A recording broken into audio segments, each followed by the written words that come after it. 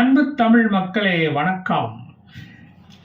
இந்த மாலத்தீவு பிரதமர் முகமது மொய்சு அவர்கள் தேர்தலில் ஜெயித்ததும் அவர் விசிட் செய்த முதல் நாடு துருக்கி என்ற இஸ்லாமிய நாடு.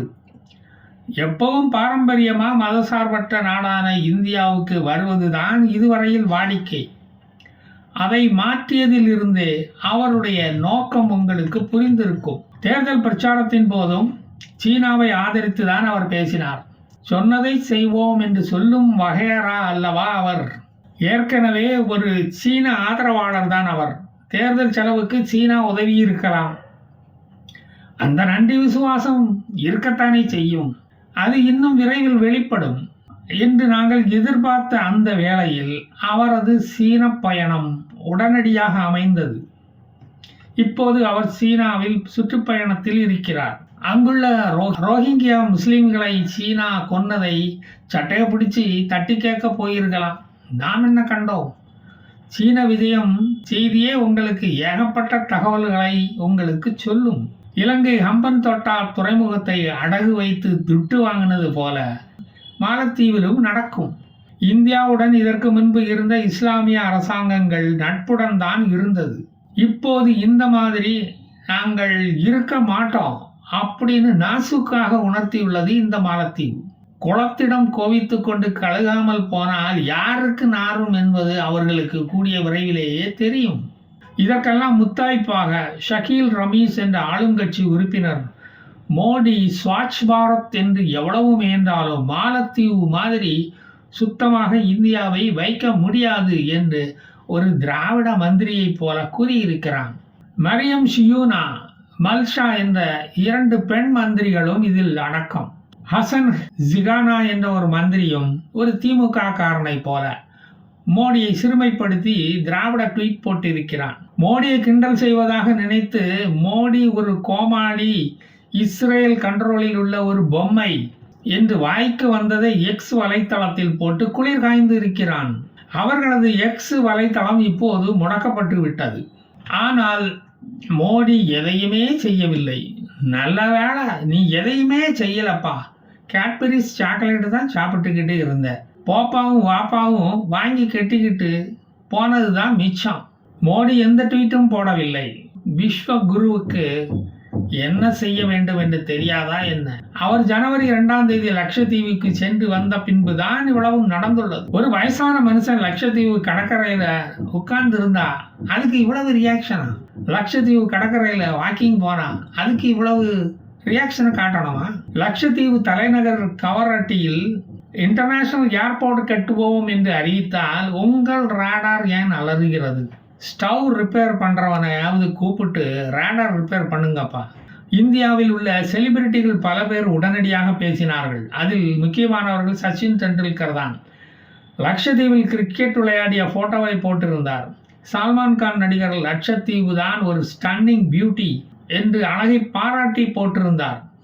வெங்கடேஷ் பிரசாத் மோடியை கிண்டல் பண்ணியதை நினைத்து கீழ்த்தரமாக செயல்படுவதை பார்த்து மனம் வருந்தினேன் என்று எதிர்ப்பை காட்டியிருந்தார்.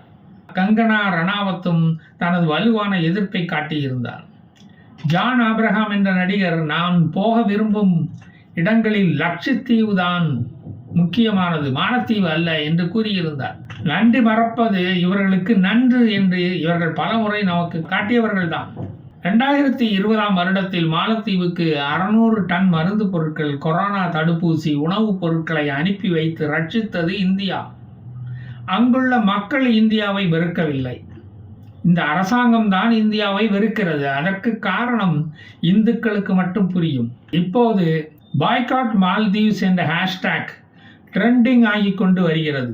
புதிய மாலத்தீவின் அரசாங்கத்தில் உள்ள மந்திரிகளின் அடாவடியை கண்டு அந்த தீவு மக்களே வெகுண்டு எழுந்ததால் ஜனாதிபதி முகமது மூசை வேறு வழி இல்லாமல் அந்த மந்திரிகளை நீக்கி இருக்கிறார். சீனாவில் சுற்றுப்பயணத்தில் இருக்கும் ஜனாதிபதி முகமது மூசை சீனாவின் ஆலோசனைகளை பெற்று வந்து மேற்கொண்டு நடவடிக்கைகளை எடுப்பார்.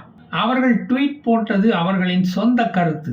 நான் சீனாவுக்கு போனதும் என்னுடைய சொந்த ஆசை. துருக்கிக்கு போனதும் அப்படித்தான்.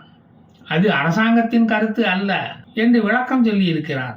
மாலத்தீவு மக்கள் இந்தியாவுக்கு வந்து ஹையர் எஜுகேஷன் பெற்று செல்வதை தடுப்பாரா இந்த முகமது?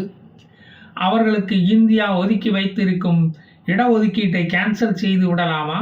2021 2,91,000 இருந்த சுற்றுலா பயணிகள் 2023 2,09,198 குறைந்ததற்கு காரணம் இவர்களுடைய ஹமாஸ் தனம்தான். பாய்காட் மாலத்தீவு என்ற ஹேஷ்டேக் பிரபலமானதும் இவர்கள் ஏன் பயப்பட வேண்டும்? எலிப்புழுக்கை போல இருக்கும் இந்த தீவு லட்சத்தீவுகள் என்ற நிறைய ஆட்டுப்புழுக்கைகளை வைத்துள்ள இந்தியாவை பார்த்து பயப்படலாமா? துருக்கியை துணைக்கு அழைக்க வேண்டியதுதானே? மாலத்தீவை முழுங்குவதற்கு தயாராக இருக்கும் சீனா நைனாவை கூப்பிட வேண்டியதுதானே? இப்போது இவர்களே லட்சத்தீவை ப்ரமோட் பண்ண ஆரம்பித்து விட்டார்கள். அந்த 3 மந்திரிகளுக்கும் நன்றி சொல்ல வேண்டும். நிறைய பேர் கூகுளில் லட்சத்தீவு எங்கே இருக்கிறது என்று தேட ஆரம்பித்து விட்டார்கள். மாலத்தீவுக்கு ஹியூமன் ரிசோர்ஸ் வேண்டுமானால் இந்தியாவிடம்தான் தலையை சொரிந்து கொண்டு வந்து நிற்க வேண்டும். சீனர்களோ துருக்கியர்களோ வரமாட்டார்கள். மோடி லட்சத்தீவில் ஸ்கியூபா டைவ் அடித்ததை கிண்டல் பண்ணியவர்கள் இப்போது டூரிஸ்டுகள் வருகிறார்களா என்று டாக்ஸி ஸ்டாண்டுகளில் காத்து கிடக்கிறார்கள். இது மாலத்தீவுக்கு கிடைத்த மிகப்பெரிய பொருளாதார பின்னடைவு, சம்மட்டி அடி என்று வேண்டுமானால் சொல்லலாம். மாலத்தீவுக்கான எக்ஸ்க்ளூசிவ் கேன்சர் ஹாஸ்பிட்டலை இந்தியா தான் கட்டி கொடுத்து கொண்டு இருக்கிறது. 1995 மாலத்தீவில் மல்டி ஸ்பெஷாலிட்டி அரசாங்க மருத்துவமனையை இந்தியா தான் கட்டி கொடுத்தது. மாலத்தீவுக்கு போகும் பயணிகளில் 70% பேர் இந்தியாவிலிருந்து போகிறவர்கள் தான். இனி சினிமா ஷூட்டிங் லட்சத்தீவுகளில் தான் நடைபெறப் போகிறது. மாலத்தீவை விட அழகிய கடற்கரைகள் லட்சத்தீவுகளிலும் உள்ளது. மோடியை கிண்டல் அடித்ததின் விளைவை மாலத்தீவினர் உடனடியாக கண்டனர். 10,500 ஹோட்டல் புக்கிங்கள் கேன்சல் செய்யப்பட்டு விட்டன. 5,520 ஃப்ளைட் டிக்கெட்ஸ் கேன்சல் செய்யப்பட்டு விட்டது. அதற்கு இந்தியர்கள் கூறிய காரணம் என்ன தெரியுமா? Nation first and self respect first என்பதுதான். இந்தி தெரியாது போடா மாடல் பனியன்கள் போட்டவர்களை பார்த்து இந்தியா அவுட் என்று இந்த மாலத்தீவினர் பனியன்கள் போட்டார்கள். இப்போ மாலத்தீவு அவுட் என்று டூரிஸ்டுகள் சொல்லிவிட்டார்கள். இவ்வளவு எதிர்ப்பை மாலத்தீவை எதிர்பார்க்கவில்லை. மாலத்தீவு இப்போ மலைத்த தீவாகிவிட்டது, மலத்தீவாகிவிட்டது. மோடி ஒருமுறை இப்படி சொல்லி இருந்தார், when I start something I know the end point, but I never announce the final destination or the blueprint in the beginning. So what you see today is not what I have worked on. A far bigger picture will unfold finally. இதை அவர் அப்போது சொன்னதற்கு காரணம் இப்போதுதான் அது புரிகிறது. அவரை ஒரு விஸ்வகுரு என்று ஏன் கூறுகிறோம் என்றால் இதற்குத்தான். இந்தியர்களை வெறுப்பவர்கள் இந்தியாவின் எதிரியாகத்தான் இருக்க முடியும். Hamma India is like fadas and madas like cow dung with laddu என்று ட்வீட் போட்டவர்களே அதே மாட்டுச்சாணத்தால் முகத்தில் அடித்து விட்டார்கள் இந்த டூரிஸ்டுகள். இந்தியாவில் உள்ள முஸ்லிம்கள் ஏன் மாலத்தீவை ப்ரமோட் பண்ணி கொண்டு இருக்கிறார்கள்? அவர்கள் இந்தியாவையும் இந்துக்களையும் தாக்குவதை ஏன் வேடிக்கை பார்த்து கொண்டு இருக்கிறார்கள்? அவர்களின் நோக்கம்தான் என்ன? அவர்களின் நோக்கம் தேசியவாதிகளாக தாங்கள் இருக்கக்கூடாது என்பதா?